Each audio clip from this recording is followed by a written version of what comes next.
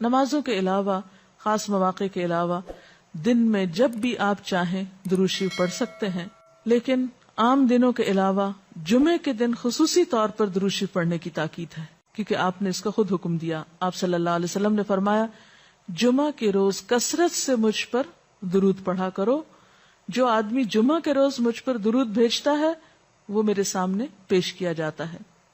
اسی طرح دعا سے پہلے، دعا کے بعد، پھر جہاں کہیں آپ کا نام لیا جا رہا ہو یا لکھا جا رہا ہو یا کسی بھی طرح آپ کا ذکر آئے وہاں آپ کے لیے درود پڑھنا۔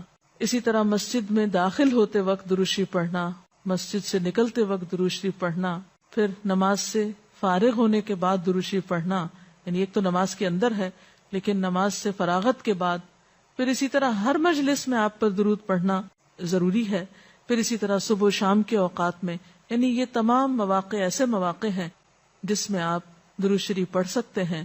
اور موقع کوئی ہو یا نہ ہو، دن یا رات کی گھڑیوں میں سے جس گھڑی میں آپ چاہیں، جب چاہیں، چلتے پھرتے، کام کاج کرتے، آپ اللہ کے رسول صلی اللہ علیہ وسلم کو یاد کر سکتے ہیں۔ آپ کے لیے درود اور نبی صلی اللہ علیہ وسلم پر درود شریف پڑھنے کے کئی صیغے ہمارے ہاں مشہور ہیں۔ اس میں کچھ تو وہ ہیں جو آپ صلی اللہ علیہ وسلم سے ثابت ہیں، اور کچھ ایسے ہیں کہ جو لوگوں نے بعد میں خود بنا لیے ہیں۔ تو وہ ایسے تمام ورژن یا ایسی تمام عبارتیں جو لوگوں نے خود اس معنی کی بنائی ہیں، خواہ وہ عربی میں ہیں یا اردو میں ہیں، تو ان کو پڑھنے کی حد تک تو پڑھا جا سکتا ہے۔ یعنی اگر نثر میں کوئی ایسی عبارت موجود ہے جس میں آپ صلی اللہ علیہ وسلم کے لیے دعا کی گئی ہے یا آپ کی مدح کی گئی ہے یا آپ پر سلام بھیجا گیا ہے، خواہ وہ نثر میں ہو یا شعر میں، تو اس میں حرج تو کوئی نہیں۔ لیکن وہ چیز جو خود آپ صلی اللہ علیہ وسلم نے ہمیں سکھائی اور جو آپ کی طرف سے ہمیں ملی، اس کا مقام باقی ہر انسان کے کلام پر کہیں بلند ہے، کہیں زیادہ فائدہ مند ہے۔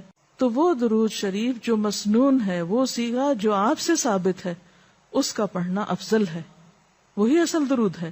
اور باقی تو انسانوں کے خیالات یا جذبات کا اظہار ہے، خواہ وہ شعر میں ہو، خواہ وہ نثر میں ہو، خواہ وہ اردو میں ہو، خواہ پنجابی میں ہو یا کسی اور زبان میں ہو، وہ تو پھر انسانوں کے کلام ہے نا۔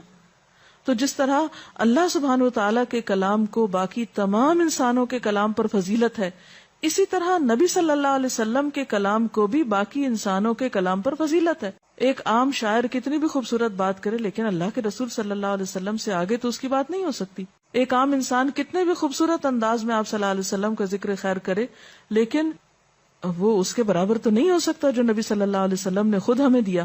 تو بہترین صیغہ وہی ہے جو ہم نماز میں پڑھتے ہیں، جسے درود ابراہیمی کہا جاتا ہے، اور اس کا پڑھنا باعث اجر و ثواب ہے اور اس میں کوئی شک ہی نہیں۔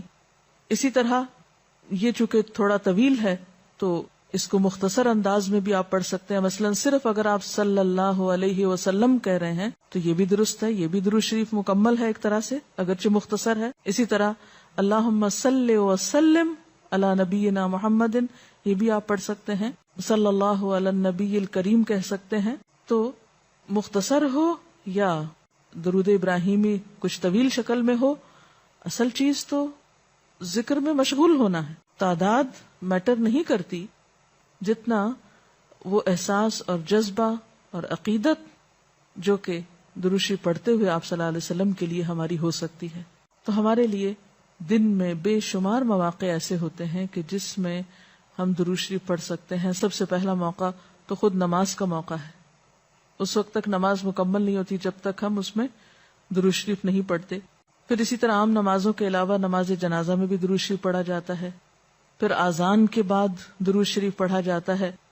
آپ صلی اللہ علیہ وسلم نے فرمایا جب مؤذن کی آواز سنو یعنی اذان سنو تو وہی کہو جو مؤذن کہتا ہے، یعنی اذان کا جواب دو، پھر مجھ پر درود پڑھو۔ یعنی اذان کا جواب دینے کے بعد جب اذان ختم ہو جائے تو کیا کرنا چاہیے؟ نبی صلی اللہ علیہ وسلم پر درود بھیجنا چاہیے، کیونکہ مجھ پر درود پڑھنے والے پر اللہ تعالیٰ 10 رحمتیں نازل فرماتا ہے۔ اس کے بعد میرے لیے اللہ سے وسیلہ مانگو، جو جنت میں ایک مقام ہے جو جنتیوں میں سے صرف کسی ایک ہی کو ملے گا، اور مجھے امید ہے کہ وہ جنتی میں ہی ہوں گا، یعنی آپ صلی اللہ علیہ وسلم ہی کے لیے وہ مقام ہے۔ اور آپ نے یہ بھی فرمایا کہ من سألی اللہ الوسیلہ جس نے اللہ سے میرے لیے وسیلہ کی دعا کی، یعنی درود شریف کے علاوہ آت محمد الوسیلۃ دعا ہم پڑھتے ہیں، یہ دعا بھی پڑھی جانی چاہیے. تو جس نے یہ دعا پڑھی اس کے لیے میری شفاعت واجب ہو جائے گی، یعنی قیامت کے دن پھر میں اس کے لیے شفاعت کروں گا. پھر یہ کہ درود شریف نہ صرف یہ کہ دنیا میں انسان کے لیے فائدے کا باعث ہے، بلکہ آخرت میں انسان کے لیے شفاعت کا ذریعہ بھی ہے. درود شریف پڑھنے والوں کو نبی صلی اللہ علیہ وسلم کی شفاعت نصیب ہوگی. آپ نے فرمایا جس نے 10 مرتبہ صبح و شام مجھ پر درود بھیجا اسے قیامت کے دن میری شفاعت حاصل ہوگی. اب یہ کہ اگر زیادہ وقت نہ بھی ملے تو 10 دفعہ درود شریف پڑھنا آخر کیا مشکل ہے، کتنی دیر لگ جائے گی، لیکن اس کا اجر و ثواب اور اس کا فائدہ کس قدر ہے. پھر اسی طرح درود شریف دعاؤں کی قبولیت کا ذریعہ بھی بنتا ہے. یعنی اگر دعا کرنے سے پہلے درود شریف پڑھا جائے اللہ تعالیٰ کی حمد و ثنا کے بعد تو اس سے دعا کی قبولیت میں اضافہ ہوتا ہے.